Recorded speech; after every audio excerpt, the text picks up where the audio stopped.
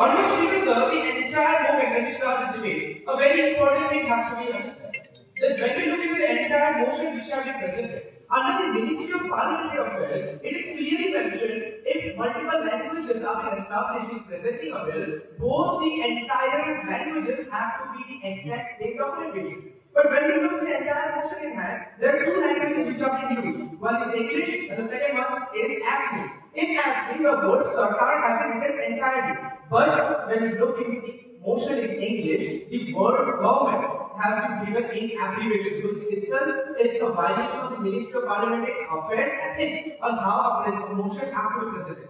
Greetings, Honorable Speaker, sir. Today I stand here strongly opposing the motion put forward by fellow members of Parliament. Honorable Speaker, it's very important to understand there are multiple questions which have been asked by members of the proposition. The members of the proposition highlighted about a question that why cannot development be followed? There was a question why distribution cannot be equal. The distribution cannot be equal, and the reason being the moment we look into constitutionality, the entire scenario comes into effect that we also have to look what the difference between legal and illegal sections of the entire society. The moment we see that multiple sections of the acts have been taken in an illegal manner, that itself becomes a violation of the Indian Constitution. Most of the members of the proposition clearly came here mentioned that the entire incident which has been happening on the case of eviction is completely unconstitutional. But how is it unconstitutional?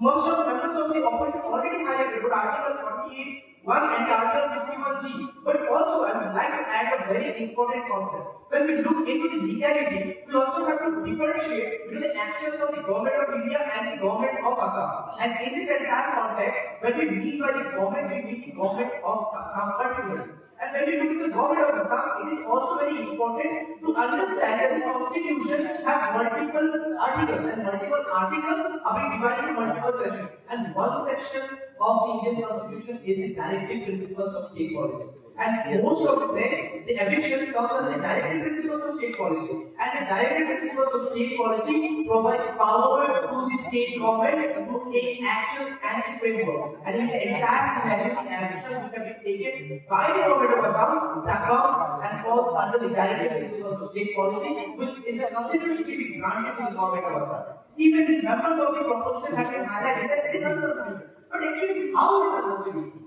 Even if we look, major court judgment given by the Supreme Court of India, VVTV Governor versus the Union of India in 1996. The Supreme Court clearly highlighted that if there is any sort of enforcement which has been done and that's illegal, it is very important that the state government produces and takes action taken appropriately. Even if you look another court judgment which is on a similar ground, that is the Himachal versus the Kamala Devi of 2001, it clearly highlights that the economic development of a society has been hampered by the entire enforcement which have been done. And eviction is a very important manner. Because if evictions are being not been done, then the illegal sentence as an occupation which is happening in the entire scenario becomes legal. And the moment it becomes legal, we have to understand that all the tax collections which have been done, those are done under the legal perspective. And the moment the illegal enforcement is done, the moment the amount of collection of taxes and the economical perspective also goes down. And all members of the proposition have been highlighted about multiple sections,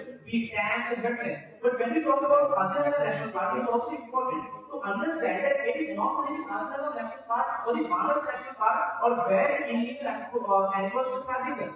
There are multiple smaller lands where enforcement is higher, and those lands are very difficult to highlight. And finally, accepting the constraint of time and like to end the legislative arguments. But even after all the statements, still